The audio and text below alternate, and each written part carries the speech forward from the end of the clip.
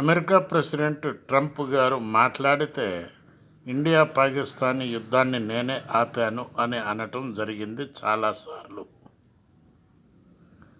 ఈ విధంగా ఆయన చాలాసార్లు ఇదే విధంగా చెప్పటం వలన దాని అర్థం ఏంటంటే ఆపమన్నా నువ్వే, స్టార్ట్ చేయమన్నా నువ్వే అని అర్థం వస్తుంది ఇక్కడ.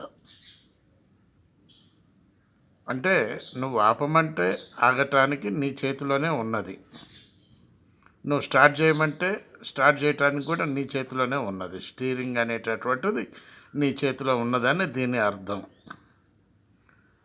భారతదేశం నువ్వు చెబితే